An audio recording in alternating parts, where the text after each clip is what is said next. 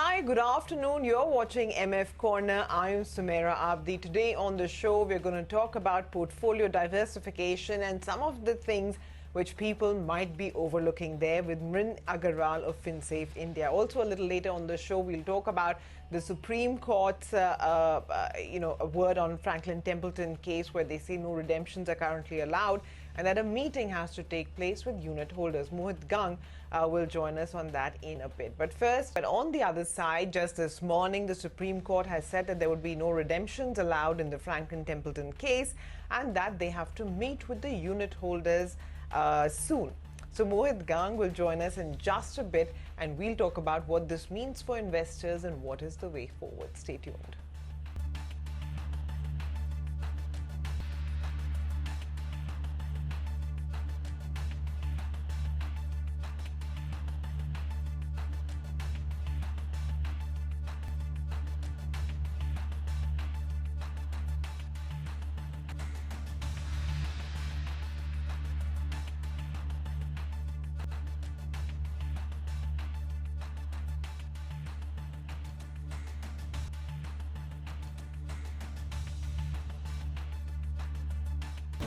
Here with MF Corner, and joining me now we have Mohit Gang of Moneyfront, who's going to try and explain to investors what the Supreme Court's order means in the FT case this morning. Remember, this was just one of the hearings that has happened. The Franklin Templeton and SEBI plea will also come up for hearing in the Supreme Court next week. So today what has happened is that the Apex Court has directed a stay on redemptions, something which even the Karnataka High Court had said.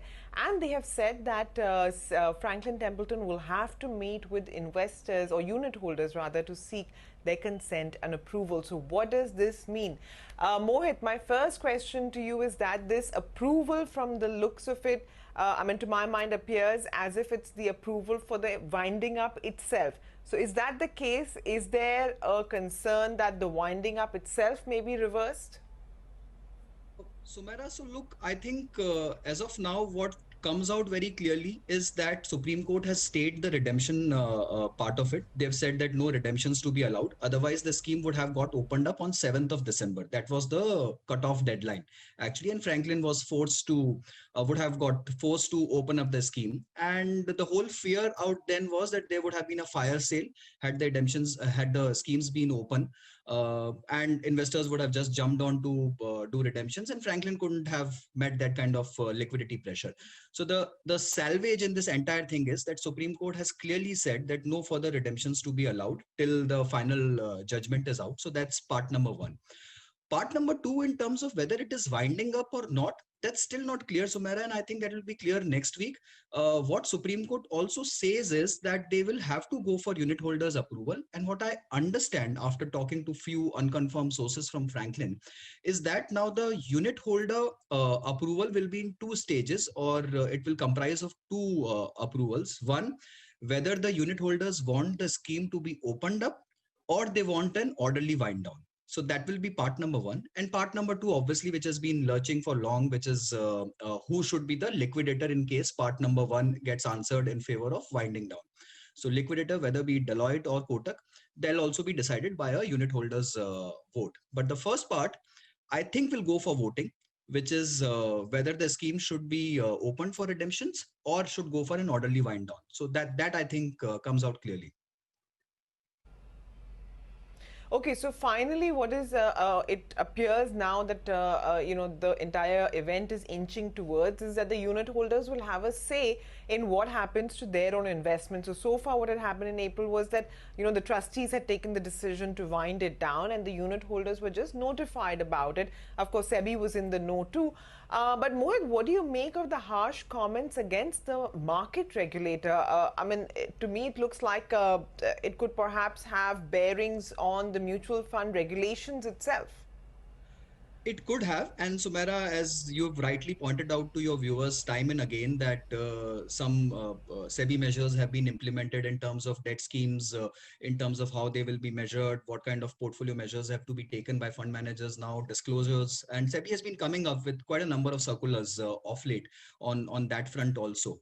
Honestly, I think the language was a little harsh, and Supreme Court pointed out that RBI has actually taken measures proactively in few cases where banks have been not been able to manage their liquidity portion.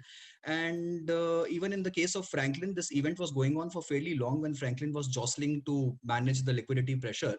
And I think what Supreme Court implied was the regulator could have stepped in a little earlier on the day. But honestly, I think Sumera, these things are not very easily manageable. And from SEBI's perspective, I can fairly well empathize with them. They have too much on their plate, and to figure out whether a scheme will actually go belly up is very difficult at times. And Franklin was trying and managing, but somehow it became unmanageable, and that the March was specifically the month when markets went through bloodbath and a lot of correction, and there was a lot of pain point across debt schemes any which ways. So to be just a little more empathetic to the regulator, Mohit, I think SEBI is doing a great job, honestly. But at times you can always find such scenarios cropping up.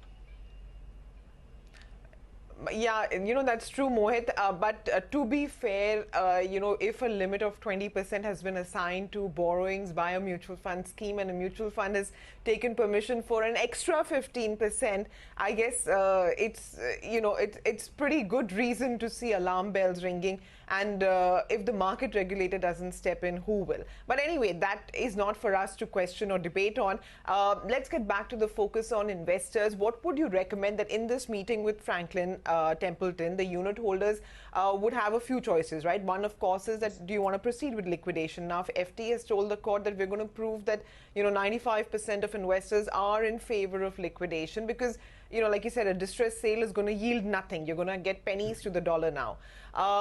Therefore, what would you recommend to people who are watching? One is in terms of whether it should proceed with liquidation, and second is the three options that Franklin had listed out earlier. One is that the trustees do the liquidation, the other is that it be done by Kotak Bank, and the third is that you get in an auditor. Which of the options would you recommend? Okay, so you're putting me on the spotlight right now. But look, from my personal perspective, I think an orderly winding up of the schemes is very much desired.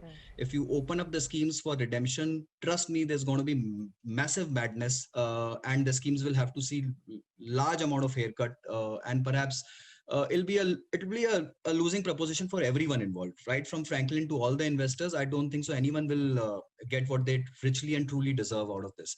So my personal vote would be in favor of orderly winding up. And that's what I think Franklin also wants, and that's why they are fighting the case tooth and nail, and they've gone up to Supreme Court for that. And my assumption is they would also go on some kind of communication overdrive to drive this point home. On the second point, Sumera, look, it's a slightly debatable topic, and no one knows the pro and cons of all the three options available.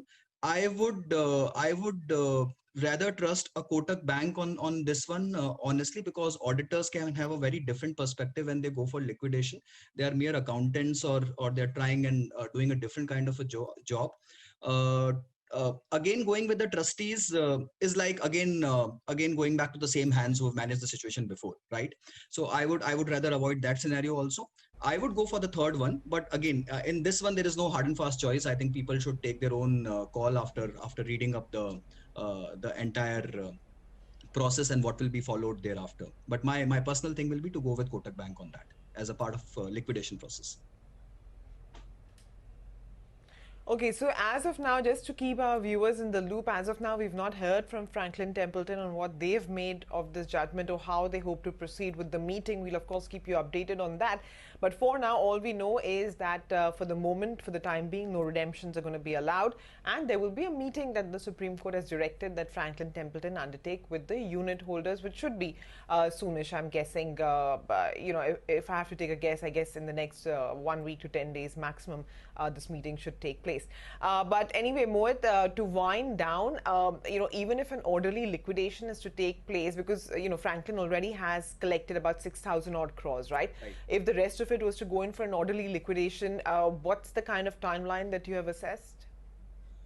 Honestly, I think they have around 5,732 odd crores of liquidity, which is available across the six schemes, and I think four of the schemes are fairly well off now, barring the two others where there is a slight bit of concern on the liquidity side.